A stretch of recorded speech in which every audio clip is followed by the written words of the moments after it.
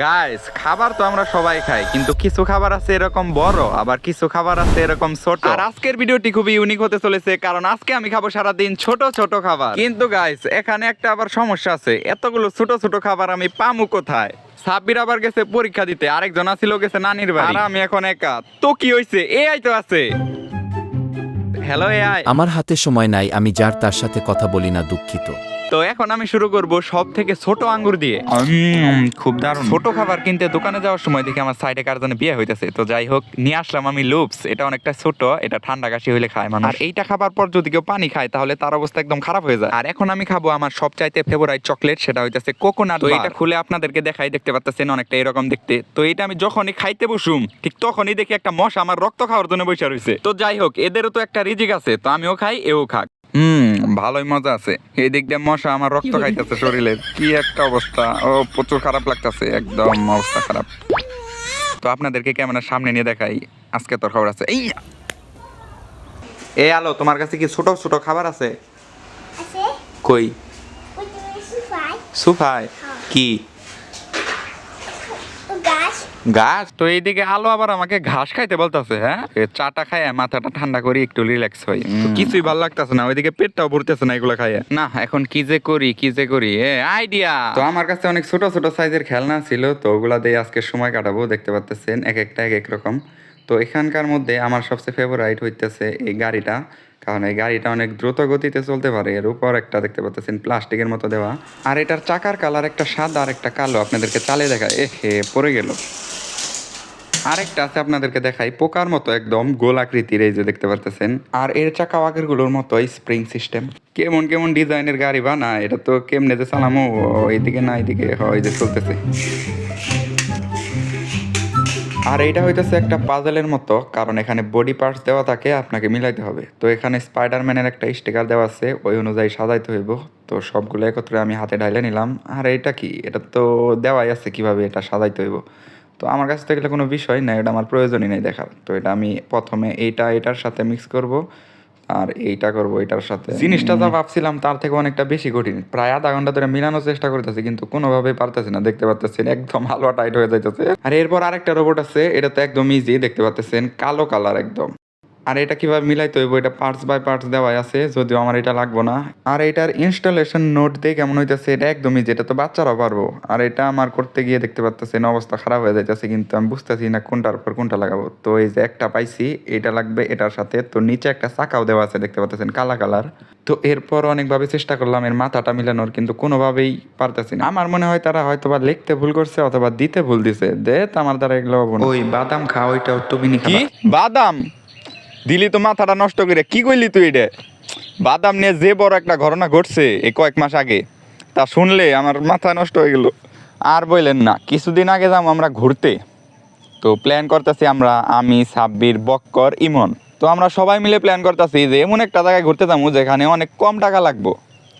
তো সাব্বির বলতেছে ল কক্সবাজার যাই, ইমন বলতেছে ল চিড়িয়াখানায় যাই, আবার বক্কর বলতেছে ল আমরা যাই সেন্ট মার্টিন। কারটা শুনুম, মানে মাথা হয়ে গেছে আমার নষ্ট। এখানে আমার কথার তো কোনো দাম নাই। আমি বললাম ল কোথাও যাওয়া লাগবো না, এই জায়গায় আমরা পিকনিক করি। তারপর জিজ্ঞেস করলাম ভাই তোদের বাজেট কত? বলে যে 500। বললাম যে 500 মোটামুটি ভালোই আছে, আমি কিছু বললে দেবো। পরে সবাই মিলে আমরা প্ল্যান করলাম যে যাবো আমরা চিড়িয়াখানায়, কারণ ওই জায়গায় যাইতেও কম খরচ লাগে, আবার ওই জায়গায় দেখতেও অনেক কিছু দেখতে পাওয়া যায়, অ্যানিমাল ট্যানিমাল। তো আর কি, রওনা দিলাম চিড়িয়াখানার উদ্দেশ্যে। তো আমি, ইমন, সাব্বির রেডি। বক্করে কল দেই, ওই বলে আমি নানির বাড়ি আছি। মানে মাথা হয়ে গেল পুরাই নষ্ট। ভাই তুই বললি যে আজকে যাবি আমাদের সাথে চিড়িয়াখানায়, তুই নানির বাড়ি কি করস? বলে যে ভাই এনে তো ফ্রিতে চাউল দিতেছে, আমি নিতে আইছি। মাথা তো হয়ে গেল নষ্ট। তো বক্করে বললাম যে তাড়াতাড়ি আইসা পর, আমরা কিন্তু রওনা দেবো একটু পরেই। তো সবাই রাগান্বিত হয়ে আছে, সাব্বির, ইমন, আমি। আসার পর 1 ঘন্টা ধরে দাঁড়িয়ে আছে আমাদের মেন টাউনে, কোনো বাস পাই না। তার কিছুক্ষণ পর শুনি যে ওই জায়গায় অ্যাক্সিডেন্ট হয়েছে বড় সড়ো, সেজন্য সব বাস আটকায় রাখছে। মানে কি একটা মুসিবতে পড়লাম। ওই দিক দিয়ে বক্কর করতেছে তামাশা, এদিক দিয়ে আমাদের বাস করতেছে তামাশা, মানে অবস্থা একদম খারাপ। তো আর কি, 1 ঘন্টা ওয়েট করে আমরা একটা বাস পেয়ে গেলাম। তো বাসে উঠা মাত্রই ইমন বলে আমার টয়লেটে চাপ দিছে। আমি বললাম যে ওরে বাস থেকে নামা, ভাই ওরে বাস থেকে নামা, আমি আর ওরে নিয়ে যাবো না। তার কিছুক্ষণ পরে আবার বক্কর বলে যে আমার কাছে টাকা নাই। মানে কাদের নিয়ে আইছি আমি, মানে অবস্থা একদম। তো সাব্বির বললো যে ভাই যাওয়া লাগবো না, আমরা বাড়িতে যাই পিকনিক করি গে। তুই ঠিকই কইছিলি, এই জায়গায় এখন নিয়ে যাওয়া যাবো না। তো আশেপাশে কোনো টয়লেট দেখে ইমনে দিলাম নামিয়ে, বললাম যে যাও তাড়াতাড়ি টয়লেট করে আসো, আমরা এই জায়গায় আছি। বিশ্বাস করবেন না, ওই জায়গায় গেল আমাদের 1 ঘন্টা। কি একটা অবস্থা। ওই দিক দিয়ে আবার সাব্বিরের বাসা থেকে কল দিতেছে যে আমাদের কারেন্টের এই জায়গায় একটু সমস্যা হচ্ছে, তাড়াতাড়ি আয়, জেনে আসোস। তো যার যার মতো করে আবার বাসে উঠে বসে বললাম। এরপর আসলো বাস মামা, যে সবাই যার যার ভাড়া দাও, এই সবাই যার যার ভাড়া দাও, ভাড়া বের করে রাখো। ও শিট, দেখি কারো কাছেই ভাড়া নাই, সবাই আমার দিকে তাকিয়ে আছে যে গেছে, কাম হয়েছে। পরে আর কি 500 টাকা নিয়ে আইছিলাম, শেষ, ওখানেই শেষ হয়ে গেল। পরে সাব্বিরে বললাম তুই বিকাশ থেকে কারোর কাছে টাকা চা। আবু বক্কর তুমিও কারোর কাছে টাকা চাও। ইমন তো বলে যে আমার কাছে আছে 200 টাকা। মানে সবার কাছে টাকা আছে কিন্তু কেউ বের করবে না। তো এভাবে ধীরে ধীরে সময় এগোতে থাকে, আমরাও যাইতে থাকি চিড়িয়াখানার দিকে। এর কিছুক্ষণ পরে বাসে উঠে বাদামওয়ালা, বলে বাদাম বাদাম, কার কার বাদাম লাগবে, বাদাম বাদাম বাদাম বাদাম, কার কার বাদাম লাগবে। দুই মন বলে ভাই একটা বাদাম দিয়েন। সবাই বলে এই তুই একা বাদাম খাবি, আমারে দে। ওর কাছ থেকে কারণ দিয়া সাব্বির না খাই ফেলাইছে, মানে আরেক মুসিবত। যে দাঁড়া ইমন তোর আমি কিনাইতেছি, তুই এত করিস না, ভেজাল করিস না। ওদিক দিয়ে বক্কর দেওয়াস না, কত সুন্দরভাবে বয়ে রইছে, ওরটা দেখেও তো কিছু শিখতে পারস। পরে আমি পকেট থেকে টাকাটা বের করে দিলাম যে ভাই ওর 1 প্যাকেট বাদাম দেন তো, আমি মাথা নষ্ট করে ফেলাইবো। পরে আর কি বাদাম খাইলো। পরে ওদের খাওয়া দেখে আমারও একটু লোভ হইলো, এনে হইতেছে সমস্যা। তো এই জায়গায় বাচ্চা সমস্যা।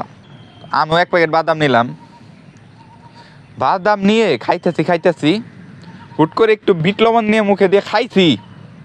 ও মা গো, এত পেট ব্যথা শুরু হইলো। এদের 3 জনের কিছু কিছু সমস্যা হচ্ছে, যাও আমি ম্যানেজ দিতে পারছি, কিন্তু আমার যে পেট ব্যথা শুরু হইলো, মানে ভাবলাম যে অবস্থা একদম খারাপ হয়ে যাইবো। বাসও তো থামাইবো না, চলতি বাসে কেরা থামাইবো, থামাইলেও হে আমাদের অন্য বাসে যাইতে হইব, কারণ আমার একার জন্য তো আর সবার সময় নষ্ট হইব না। তো সাব্বিরে বললাম দেখতো আশেপাশে কত ফার্মেসি আসে নাকি ভাই, আমার প্রচুর পেট ব্যথা করতেছে, তাড়াতাড়ি একটা ও মেট্রো কি আছে তুই নিয়ে, আমার পেট ব্যথা করতেছে প্রচুর। তো সাব্বির গেল, 1 মিনিটের বেশি লাগবো না, ওই যে ফার্মেসির দোকান, ওই যে ওই শুধু যাইবো আর ওষুধটা নিয়ে এখানে আসবো। তো সাব্বির আর কি নিয়ে আসলো। তো ওই সময় যে অবস্থা হয়েছিল আমার, মানে ট্যুর তো ট্যুর, এমন একটা ট্যুর মানে যেটা সারা জীবন মনে থাকার মতো একটা ট্যুর হয়েছিল। ও এখানে ঘটনা শেষ না, এরপরে তো আরও আছে, শুনুন একটু। তো আমাদের 4 জনের মধ্যে ইমনের কাছে ছিল একটা ভালো ফোন। তো ইমন রে বললাম, ইমন তোমার ফোনে কি চার্জ আছে? তো ইমন বলে হ্যাঁ চার্জ আছে। পকেটে হাত দিয়ে দেখে তোর মোবাইলই রেখাইছে। তো বলেন কি একটা অবস্থা, আমাদের উপর দিয়ে যা গেছে ওই দিন, মানে অবস্থা একদম খারাপ হয়ে গেছে। তো যাইতে যাইতে যাইতে যাইতে আমরা নামলাম চিড়িয়াখানার দিকে। তো শেষমেশ পৌঁছে গেছি চিড়িয়াখানায়। তো চিড়িয়াখানার সামনে নামার পর আমাদের সাথে যা ঘটলো সেটা দেখে সবারই মাথায় হাত। দিনটা ছিল শুক্রবার, চিড়িয়াখানা ছিল টোটালি বন্ধ। মানে এত কষ্ট করার পর, এত টাকা, এত হ্যাঙ্গামের পর চিড়িয়াখানাই বন্ধ। পরে আমরা ঢাকা দিয়ে ঘোরাঘুরি করে আবার ব্যাগ দিছি।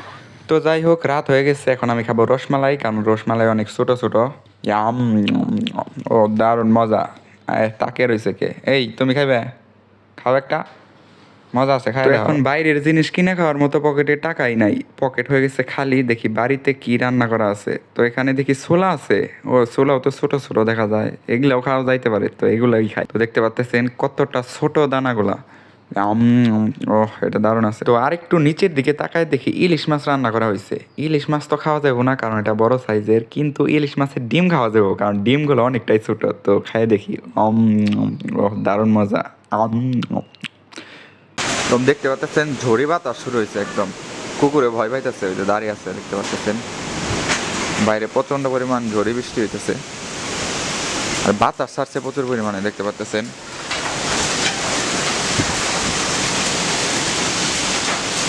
এই লাইট নাকি আসে, পাতা এসে একদম বইরে যাইতেছে, দেখতে পাচ্ছেন। তো বাইরে অনেক ঝড়ে বৃষ্টি শুরু হয়েছে, আর পকেটে ছিল একটা সিবিট, তাও বের করতে গিয়ে ভাঙে গেল। যাই হোক, তো অনেক মজা হয়েছে। এখন আমি পড়তে বসবো আর পড়বো পবিত্র আল কোরআন, যেটা অনেকটাই ছোট সাইজের দেখতে পাচ্ছেন। তো সারাদিন আমি এত রকম ছোট ছোট খাবার খাইলাম, অথচ এখন পর্যন্ত আমার পেটই ভরে নাই। তো ভিডিওটি এই পর্যন্ত, সবাই ভালো থাকবেন, সুস্থ থাকবেন, দেখা হচ্ছে পরবর্তী ভিডিওতে।